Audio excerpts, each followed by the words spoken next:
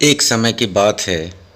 महाराज युधिष्ठिर महामुनि मार्कंडेय से बोले, आपने घोर 7 प्रलय देखे और हे भगवान, वहाँ दूसरा कोई दीर्घायु भी आपसे भिन्न नहीं दिखता। आपने प्रलय काल में एक भूत हुए, समुद्र में दैत्य दलन, अनंत चरण, अनंत नेत्र, अनंत उदर वाले भगवान पद्मनाभ को सोते हुए देखा। चराचर के जल जाने पर भी उन्हीं के अनुग्रह से या उन महात्मा के वरदान के कारण तुम नष्ट नहीं हुए। निष्पाप भ्रमण करते हुए आपने उस समय क्या आश्चर्यमय दृश्य देखा, मेरे मन में जानने की बड़ी उत्कंठा है। इसलिए हे भगवान, यह सब आप कहें। युग का अंत होने पर और महाप्रलय में सैकड़ों वर्षों तक अनावृष्टि से लोगों के नष्ट हो जाने पर, समस्त औषधियों का अत्यंत नाश होने पर, देवदानवों से हीन तथा यज्ञों के अभाव में तथा कलयुग के प्रभाव से अत्यंत दोषग्रस्त एवं निस्तेज हो जाने पर, नदी और तालाब या पोखरा, वन उपवन सभी की सूख जाने पर, उस समय हे ब्रह्मन, युग के सर्वथा क्षीण होने पर, निराकार स्थिति में जब महालोक के वासी यमलोक चले गए, ब्राह्मण, क्षत्रिय, वैश्य आदि तथा सभी ऋषि मुनि महात्मा उस समय दिव्य तेज से युक्त हुए, तब हे महामुनि, किन प्राणियों की स्थिति रही और कौन नष्ट हो गए? हे महाभाग, यह सब पृथक पृथक मुझसे कहें। हे विपेंद्र, ब्रह्मा, विष्णु, रुद्र आदि के भी कार्यकाल की समाप्ति हो जाने पर अत्यंत दारुण स्थिति में कौन प्राणी किस प्रकार सिद्धि को प्राप्त हुए? बुद्धिमान धर्मराज द्वारा इस प्रकार पूछने पर ऋषियों मुनियों से घिरे हुए मार्कंडेय ने कहा। श्री मार्कंडेय बोले, हे नरेश्वर, आप तथा सभी ऋषिगण सुने। वायु देवता के पूछने पर भगवान शंकर ने जो पुराण कहा, वायु से स्कंद कार्तिकेय ने पुरातन पुराण सुना, उनसे वशिष्ठ ने, वशिष्ठ से पाराशर ने तथा पाराशर से अनेक महर्षियों सहित जातुकर्ण से सुना। इस प्रकार सैकड़ों उत्तम द्विजों ने परंपरा से सुनी हुई 100,000 श्लोकों वाली संहिता जो पहले भगवान शंकर ने कही थी और सभी शास्त्रों का मंथन करने प्रथम वेदार्थ का जो तत्व निरूपित किया, यही युग के प्रभाव से पीछे 4 प्रकार से विभक्त की गई। मनुष्यों की मंद बुद्धि के कारण महर्षियों द्वारा यह सब हुआ। पशुपति महेश्वर की आराधना करने मैंने प्रथम जो पुराण सुना, वही आपके लिए विस्तार से कहूँगा। हे महेश्वर, जिसको सुनकर जीव कायिक, वाचिक, मानसिक, सप्त जन्म में सज्जित हुए सभी पापों से मुक्त हो जाता है। भयंकर 7 कल्पों का पाप क्षीण होगा। प्रलय मैंने बारंबार विधि हरि की कृपा से देखा। 12 सूर्यों के दग्ध होने पर तथा 7 समुद्र के सम्मिलित होते ही भ्रमता हुआ, थका हुआ विभुजाओं से उस समुद्र में तैरता रहा। तब हे राजन, आदित्य के समान तेजस्वी अनादि आनंद परम रूप को जल में मैंने देखा तथा 10 दिशाओं में सुमेरु के शिखर को प्रकाशित करते हुए पुत्र पौत्र से युक्त अन्य दूसरे मनु को भी मैंने देखा। वे भी अंधकार में अगाध महासमुद्र में भ्रमते हुए, चक्र पर आरूढ़ हुए, मुहूर्त भर विश्राम न पाते हुए दिखलाई दिए। भय से उद्विग्न हुआ एवं भुजाओं से समुद्र में तैरता हुआ मैंने मध्य से युक्त एक महामत्स्य को भी देखा, एक भयंकर मछली को भी देखा। तदनंतर मुझे देखकर हे भारत, वह बोला, इधर आओ। इन सब में परम प्रधान मत्स्य स्वरूप मछली के रूप में वह महेश्वर भी थे। हे नरेश्वर, उस समय मैं शीघ्रता से उसके मुख में प्रविष्ट होकर अत्यंत थका हुआ चेतना शून्य परम विश्रांति को प्राप्त हो गया। उस समुद्र के मध्य में विशाल भंवरों से प्राप्त उन उन्नत तरंग वाले जल से तथा फैन समूह से मानो अट्टहास करती हुई स्वेच्छा अनुसार गमन करने वाली मकर, मीन आदि जलचरों से व्याप्त पवित्र देव नदी को भी देखा। उसके मध्य में इच्छा रूपिणी नील कमल दल के समान महान क्षोभ को वहन करने वाली दिव्य स्वर्ण वर्णमयी विचित्र अंगवती होम के समान उज्ज्वल आभायुक्त कन्या को देखा, जो दोनों घुटनों को मोड़कर विशाल जहाज पर बैठी थी। तब मनु ने उससे हे दिव्य अंगवती भगवती आप कौन है यह पूछा। हे सुर सुंदरी आप यहाँ किस कार्य से रह रही हैं? सुरासुर गढ़ के नष्ट होने पर भी प्रलय के जल में लीला करते हुए घूम रही हो। सरिताओं सागरों और पर्वतों के अनेक बार नष्ट होने पर भी हे साध्वी तुम अकेले कैसे रह रही हो? इसमें कोई महान कारण क्या है? हे देवी यह सब मैं सुनने की इच्छा करता हूँ, आप कहें। वह देवी बोली, महेश्वर, महेश्वर के अंग से उत्पन्न हुई अमृता नाम से मेरा प्रसिद्ध है पुण्यशील पाप हारिणी सुरसरिता मुझ देव नदी का आश्रय लेकर तुम्हें भय कैसा? मैं यह विशाल नौका हे द्विज तुम्हारे लिए लेकर आई हूँ, जिसमें सदाशिव विराजमान है। ऐसे इस पोत का क्षय कभी नहीं होता।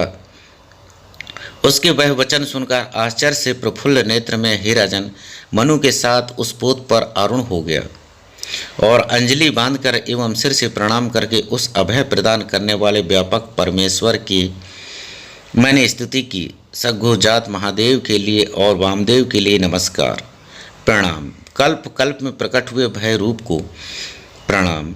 भक्ति से जाने गए स्वरूप के लिए प्रणाम। भूरुभुवः के लिए प्रणाम। रामवंद ज्येष्ठ श्रेष्ठ रूप को प्रणाम। भद्रकाल के लिए प्रणाम और प्रणाम है उस काल रूप के लिए भी। अचिंत्य अव्यक्त रूप महादेव के दिव्य तेज को हम जानते हैं। हमारा उस देवाधि देव रुद्र के लिए भी बारंबार प्रणाम है। जगत की उत्पत्ति विनाश हेतु को पुनः पुनः प्रणाम है। हे निष्पाप सृष्टि के पूर्व महादेव की मैंने इस प्रकार स्तुति की। प्रसन्न हुए महादेव तब मुझसे बोले, सुव्रत वरदान मांगो। मार्कंडेय जी बोले, तदनंतर प्रलय के समुद्र से पार होकर महान स्वर्ण वर्ण की आभा वाली नाना प्रकार की शिलाओं से संबंधित त्रिकूटाचल के शिखर में महादेव जी को जो स्थिति देखा है, हे तात उस उच्च शिखर पर कोटि रुद्र से युक्त अविनाशी अज ईशान महादेव परमात्मा सर्वभूतमय शिव समासीन थे। हे सूरत मन को सहित एवं देव नमस्कृत उन युगल चरणों की मैंने वंदना की। हे मान देने वाले, उस समय रुद्र के साथ उस भयंकर प्रलय पदोनिधि में 1000 युग पर्यंत नंदन में स्थित रहा। यह सुनकर युधिष्ठिर बोले, तात आपने बांधवों से सहज श्रवण करने की मेरे हृदय में बड़ी उत्कंठा हो रही है। कमल दल नेत्रवती घोर अंधकार में प्रलय सागर में योगियों के समान भ्रमने वाली जो आपने अपने को रुद्र से उत्पन्न हुई और नित्य बतलाती थी, वह कौन थी? मार्कंडेय ने कहा, यही प्रश्न मैंने स्वयं मनु से किया था। आज उस अवला की उत्पत्ति तुम्हारे लिए कहूँगा। परमेष्टि ब्रह्मा की निशा व्यतीत होने पर प्रभात की विमला बेला में जीवों के सृष्टि का सृजन होने पर हे युधिष्ठिर सबको सिर से प्रणाम कर उस समय यह पूछता हूँ कि चंद्रमा के समान मुख वाली श्याम वर्णमयी कमल देवी नेत्री वह कौन है?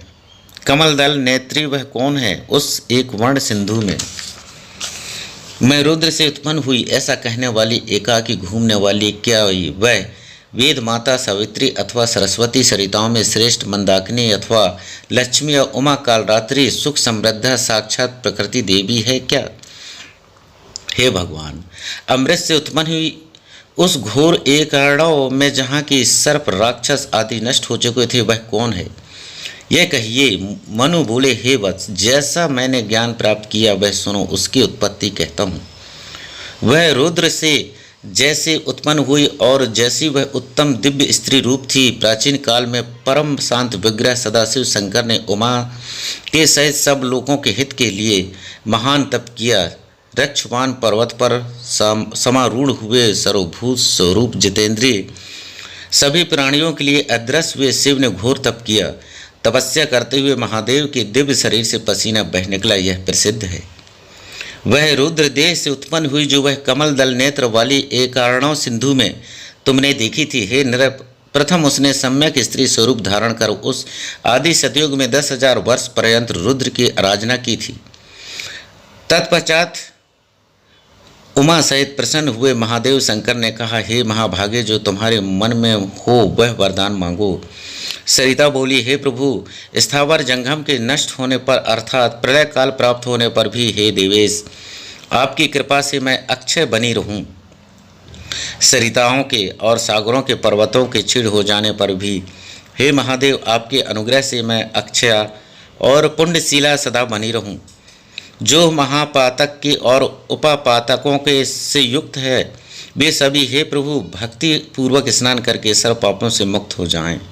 उत्तर प्रदेश में महापातक नाशनी जाह्नवी गंगा है, इसी प्रकार दक्षिण मार्ग में सभी देवताओं से पूजित हों। हे विभो, स्वर्ग से आई हुई भूतल पर जैसे गंगा प्रख्यात हुई, हे त्रिदेश्वर, वैसे ही मैं दक्षिण गंगा नाम से प्रसिद्ध हूँ। पृथ्वी पर सभी तीर्थों में स्नान करने से जो फल प्राप्त होता है, हे महेश्वर, भक्ति पूर्वक स्नान करके वही पुण्य फल मुझ में मनुष्य प्राप्त करे। संचित हुए कहीं जो ब्रह्मा हत्यादिक पाप हैं, एक मास के स्नान से हे देव, वे सब क्षीण हो जाएं। हे करुणा वर्णालय, समस्त वेदों में और सभी यज्ञों के संपन्न होने पर जो फल प्राप्त होता है वह सब मुझ में स्नान मात्र से प्राप्त हो, यही मेरी इच्छा है। सर्वदान और उपवास आदि में तथा समस्त तीर्थों के स्नान में जो फल प्राप्त हो, हे दीनबंधु, वही मेरे जल से उत्पन्न हुए।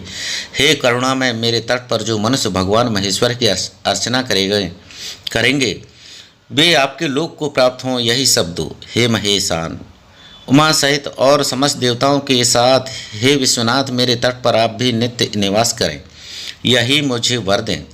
सत्कर्मी हो, शांत तथा दांत जितेंद्रिय जीव जो भी मेरे जल में मृत्यु को प्राप्त हो, वह अमरावतीपुरी को जाए। तीनों लोकों में महापातक नाशनी में विख्यात हूँ। हे देव देवेश, यदि आप प्रसन्न हैं तो यही सब मुझे दें। हे नृपश्रेष्ठ, और अन्य दिव्यवर नर्मदा द्वारा मांगे जाने पर प्रसन्न हुए वृष भाव वाहन शिव उस समय बोले, श्री महादेव जी ने कहा है, हे कल्याणी, जो तुमने वर मांगे वे सब सफल हों। हे आनंदिते, किसी भी लोक में तुम्हें छोड़कर वे कमल नयनी अन्य कोई इन वरों में योग्य नहीं है। हे श्रेष्ठ मुखी, जिस समय मेरे शरीर से तुम उत्पन्न हुई थी तभी से सर्व पापों के निवारण करने वाली तुम सिद्ध हो गई, इसमें संदेह नहीं। सृष्टि के क्षीण होने पर या विशेष संकट काल आ पड़ने पर भी जो उत्तर तट पर मृत्यु पर्यंत निवास करने वाले हैं, वे वहाँ कीट पतंग वृक्ष वनस्पति आदि क्यों न हों, हे देवी, वे सभी सदगति को प्राप्त होंगे। धर्म प्राणया हुआ आजीवन जो द्विजाति दक्षिण तट का आश्रय लेकर निवास करेंगे, वे सब पितृलोक के अधिकारी होंगे। तुम्हारे कथन से और अन्य कारणों से भी मैं उमा के सहित सदैव तुम्हारे तट पर निवास करूंगा, इसमें संदेह नहीं। हे महादेवी, ऐसा ही होगा। ब्रह्मा, इंद्र, चंद्र, वरुण साधु देवों सहित मैंने निवास करूंगा। हे देवी, मेरी आज्ञा से सब उत्तर तट में निवास करेंगे। हे सुंदरी, पितृगणों के साथ अन्य देवता भी मेरे साथ दक्षिण तट में निवास करेंगे। तुम्हारे लिए यही उत्तम वर है। महाभागे, जाओ जाओ, मृत्यु लेख के प्राणियों को पापों से मुक्त करो। ऋषि संघ और सिद्ध सुर असुरों समेत उमा सहित वे सर्वव्यापी महादेव यह वरदान देकर मनु और मेरे द्वारा वंदना किए गए अंतर्ध्यान हो गए। इससे वह नर्मदा महान पुण्यशीला और महापातक नाशिनी है। तुम्हारे पूछने पर जो नर्मदा वर्णित हुई उसमें तुम्हें विस्मय ना हो, यह महापुण्यशीला गंगा तीनों लोक में विख्यात है। 15 स्रोतों से 10 दिशाओं को आप्लावित व पवित्र करती हुए बह रही है। क्षीण महानद और नर्मदा सुरसा कृपा मंदाकिनी दशारणा चित्रकूटा तमसा विदिशा रंजना एवं वालु वाहिनी रक्षपात से उत्पन्न हुई। ये सभी पापों को हरने वाली पवित्र सर्वमंगल दायिनी करुणा रूपा वेद के पारंगत पुराणवेत्ता महाभाग्यशाली राज्यपालों द्वारा यह सोमपान करने वाले याज्ञिक इन 15 दिव्य नामों से स्तुति करते रहते हैं। हे नरोत्तम, यह सब महान पुण्यतम वर्णन मैंने तुम्हारे लिए किया। मनु से कहा गया, मेरे लिए जो नर्मदा जो कि उत्पत्ति का पुण्यमय अत्यंत पवित्र और अतुलनीय भगवान शिव से गाया गया यह शुभ प्रसंग है। भक्ति पूर्वक जो मनुष्य इसका कीर्तन करेंगे और जो प्रातःकाल उठकर इन 15 नामों का उच्चारण करेंगे यह सुनेंगे हे भारत, वे स्नान से उत्पन्न होने वाला समस्त पुण्य प्राप्त करेंगे। अंत में सूर्य के समान दिव्य विमान में दिव्य विमान से सैकड़ों घंटा घड़ियों से निम्नानंदित हुए मनुष्य शरीर को छोड़कर परम गति प्राप्त करेंगे। ये 15 नाम हैं: क्षीण, महानद, नर्मदा, सुरसा, कृता, कृपा, मंदाकिनी, दशार्णा, चित्रकूटा, तमसा, विदिशा, रंजना एवं वालुवाहिनी, रक्षपाद। इन 15 नामों में का जाप करने से उत्तम फल प्राप्त होगा। यही माँ नर्मदा जी के 15 नाम। यह सब आश्चर्य वृत्तांत आपने कहा, ऋषियों सहित मैं अत्यंत विस्मय को प्राप्त हुआ हूँ।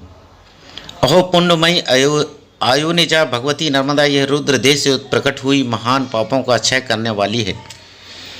हे सुव्रत, सप्त कल्पों को नष्ट होने पर भी तुम्हारे साथ यह महाभागा मृत्यु को प्राप्त नहीं हुई, अतः इससे और उत्तम इसका क्या पुण्य होगा। हे ऋषि श्रेष्ठ, वे सप्त कल्प कौन हैं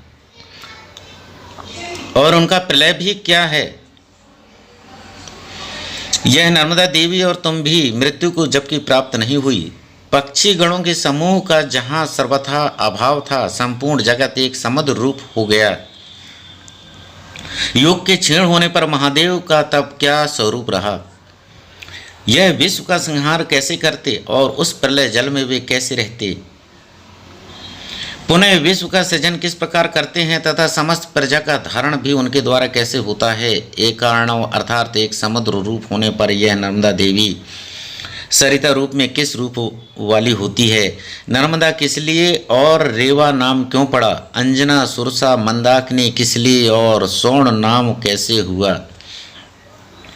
त्रिकूटा, बालुवाहिनी किस लिए कहलाई। करोड़ों कोटियां महागर्भ में प्रविष्ट हुई कितनी सरिताओं की कोटियां नर्मदा की उपासना करती हैं और कितने यज्ञोपवीति ब्रह्मचारी ऋषिगण और देवताओं ने इसकी उपासना की है।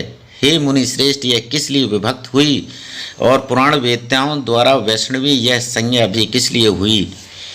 इन तीर्थ स्थानों में यह श्रेष्ठ सरिता विशेष पूजनीय है, जिसकी सन्निधि में सर्वदा शिव निवास करते हैं। और इसके विभिन्न तीर्थों का क्या स्वरूप है, कहिए। कितने विस्तार वाली रुद्र के द्वारा प्रकट हुई यह देवी है और किस प्रकार के आपके कर्म शिव ने कहे वे भी आप कहें। हे द्विज श्रेष्ठ, यह म्लेच्छों से आक्रांत क्यों है।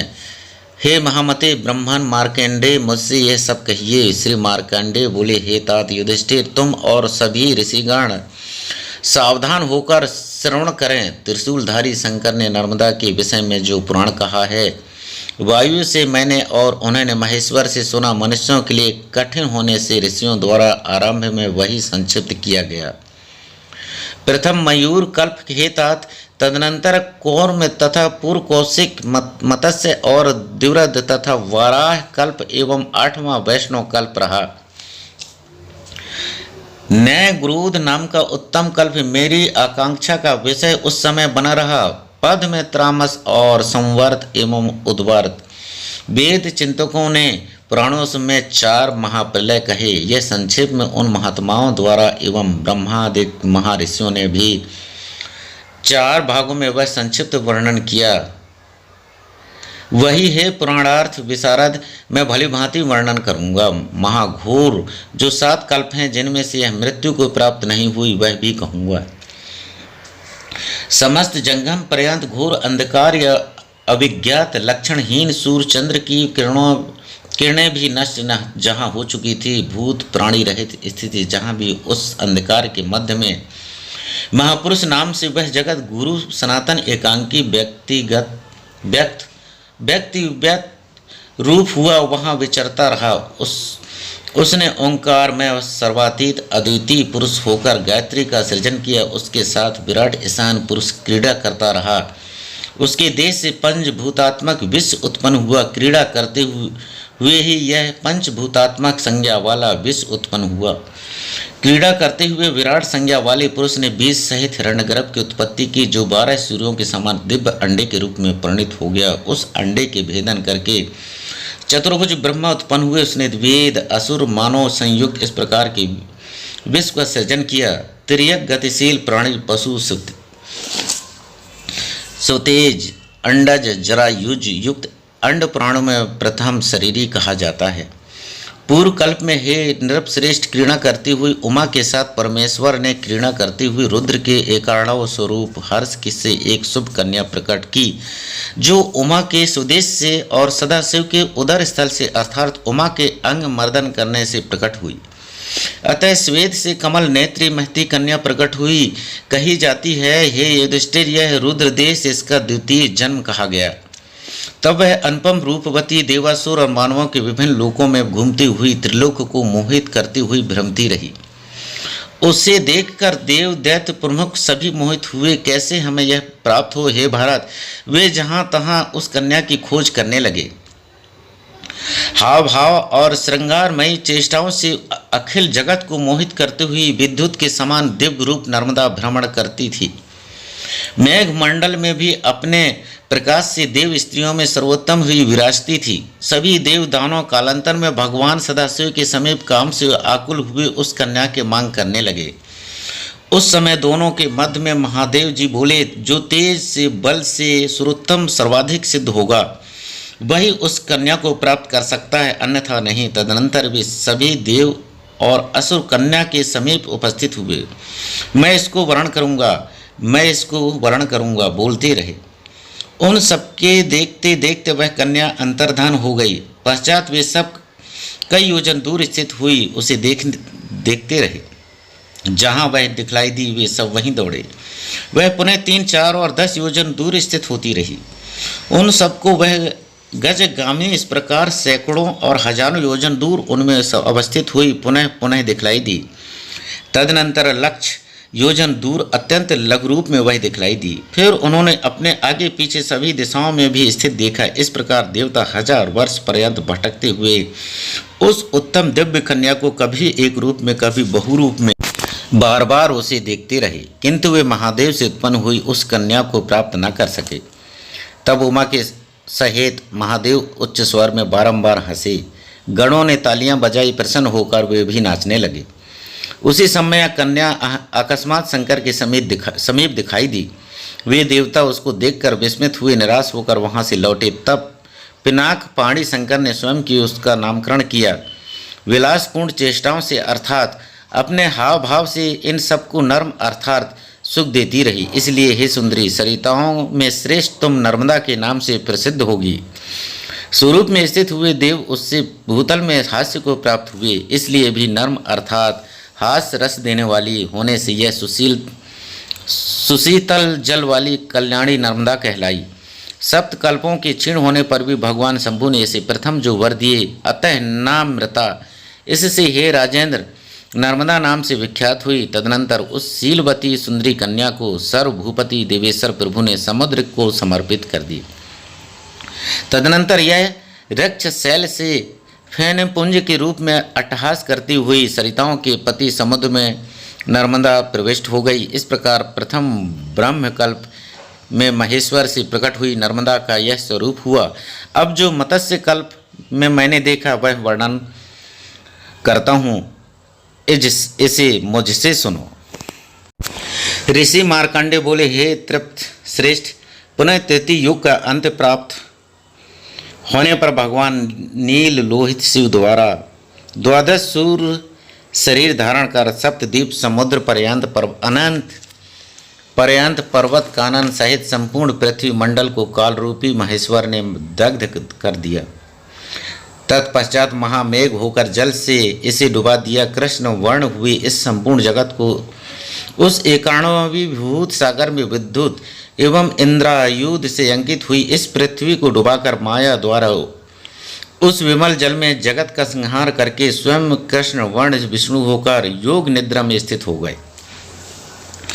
तत्पश्चात मैं उस घोर अंधकार में प्रलय जल में वायु रूपी महेश्वर के स्वरूप में 1000 वर्ष दिव्य वर्ष पर्यंत भ्रमता रहा।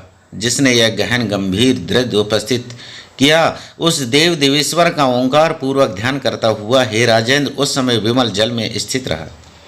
सभी स्थावर जंगम के नष्ट होने पर उस घोर महाप्रलय में सहसा स्वर्ण पात्र वाले मयूर को जल में देखा, जो विचित्र चंद्र बिंब से युक्त था। सुंदर नेत्र वाला नीलकंठ था तदनंतर वह मयूर महाभयंकर महावर्णन के मध्य में शब्द से विक्षोभ करता हुआ 3 शिखर वाला त्रिखंडी 3 लोगों का रक्षक वह महानुभाव विचरने लगा। शिव ने मयूर रूप अर्थात रुद्र स्वरूप में उस जल के विक्षुब्ध हुए महारणों में भ्रमण करती हुई महावेगवती सुमहती सरिता को देखा। मयूर रूपी महादेव भ्रमती हुई उत्तम तरंग जाल से सहसा सामने देखकर बोले, हे सुबह तुम कौन हो? शाश्वत शरीर रूपणी इस महाप्रलय में भी सत्य को प्राप्त नहीं हुई। समस्त सुरासुर गणों के नष्ट होने पर तथा सभी सरोवर सरिता और सागर के भी विलीन हो जाने पर, हे कमला नयनी तुम कौन हो और क्यों क्षय को प्राप्त नहीं हुई? कहाँ जा रही हो? नर्मदा जी बोली, हे देवेश आपकी कृपा से मुझे मृत्यु प्राप्त नहीं होती। हे देव रात्रि व्यतीत हो चुकी, पुनः आप विश्व का सृजन करें। ऐसा कहे जाने पर महादेव ने अपने पंखों और पंजर को फड़फड़ाया।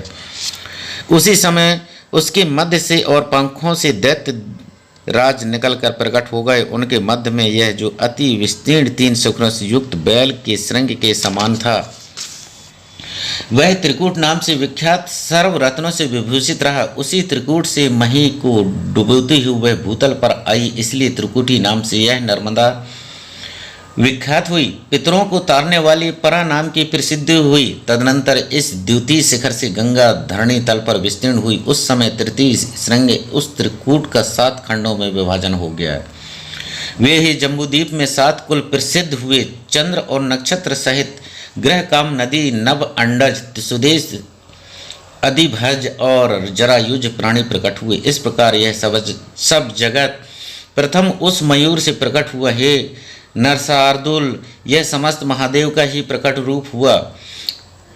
तदनंतर उस नदियों और समुद्रों को अलग अलग विभाग करके देवेश्वर ने नर्मदा को कहा, तुम भी दक्षिण दिशा में प्रयाण करो। इस प्रकार वह महापातक नासिनी दक्षिण गंगा दक्षिण दिशा में प्रसिद्ध हुई। और जैसे उत्तर दिशा में गंगा पवित्र है, उसी प्रकार यह भी मंगलमयी हुई। जैसे महापवित्र गंगा मेरे मस्तक से उत्पन्न हुई, इसी प्रकार उसी प्रभाव से युक्त हे महाभागे तुम भी हो, इसमें संदेह नहीं। और तुम्हारे साथ हे सुब्रते मैं अपने एक अंश से सदा रहूँगा।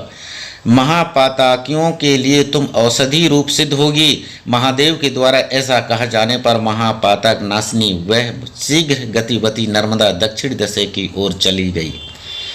रच शैल को प्राप्त कर चंद्रमौली शिव के अनुग्रह से महान वेगवान जल के प्रभाव से महादेव से प्रेरित हुई। बलमयी समुन्नत यह इस लोक में महादेव द्वारा महती नाम से प्रसिद्ध हुई। तपस्या करते हुए उन महादेव के त्रिशूल अग्रभाग से कुछ जल बिंदु गिरे, इससे यह स्वर्ण नाम से प्रसिद्ध हुई।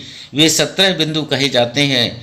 उन सब में रुद्र देश निकली हुई और महादेव से वरदान प्राप्त होने के कारण सभी नदियों में माँ नर्मदा अत्यंत पुण्यशील है। शंकर के अनुग्रह से महापातक नासिनी यह देवी उस घोर महारणों में दिखाई देती रही। ऐसी स्पष्ट रूप स्वरूप वाली महाकाया होने से भी महती कही जाती है। मेघ मंडलों के समान दिग्गजों द्वारा मोक्ष को प्राप्त कराए जाने से कलुषता के वहन करते हुए सरस हुई सुरसा कही जाती है। समस्त लोगों को अभय प्रदान करने वाली यह संसार सागर में डूबने वालों को या डूबने वालों पर कृपा करने वाली होने से इसे कृपा कहा जाता है। प्राचीन पुण्यमय सतयुग में दिव्य मंदार वृक्षों से अलंकृत, कल्प वृक्षों से व्याप्त, रोहिणी आदि वृक्षों से घिरी हुई, मंद गति से बहने वाली मंदाकिनी कहलाई। शीघ्र ही महाराणाओं के प्रलय को भेदन करके इस लोक में आई ऐसे सिद्ध और देवताओं से पूजित यह महाराणाओं कहलाती है। विचित्र शिला संघातों से और रिक्ष पर्वत में होने वाले हाथियों से व्याप्त विपुल पर्वत का भेदन करके समुद्र की ओर जाती हुई देशों दिशाओं में महान रव से भ्रमण करती हुई जहाँ तहाँ भूमि को आप्लावित करती हुई सुशोभित रहती है, इसलिए रेवा कही जाती है। स्त्री पुरुष आदि से अत्यंत दुखी हुए, श्रापों से घिरे हुए मनुष्यों को निष्पाप विपाप पाप रहित करने वाली होने से यह विपापा कहलाती है। मलमूत्र का भंडार, अस्थि, रक्त आदि कीचड़ से युक्त शरीर रूपी पासों से बंधे हुए व्यक्तियों को संसार से तारने वाली और उन उक्त पापों पासों से मुक्त करने वाली होने से विपाशा कही जाती है। यह नर्मदा निर्मल जल वाली होने से विपाशा कही जाती है।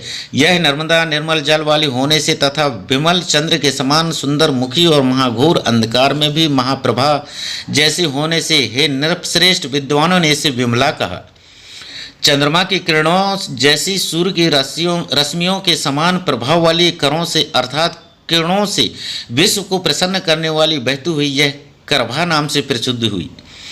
हे भारत, लोगों को दर्शन से रंजित करने वाली होने से धावार्थक रंजना नाम से राज सप्तम सार्थक हुआ। तृण वनस्पति गुलमलतादि उद्भिज प्राणियों को, त्रियक क्योनिकी कीट पतंगों को, पक्षियों को भी उनका उद्धार करके स्वर्ग ले जाने वाली होने के कारण इसे बालू या वायु दाहिनी कहते हैं।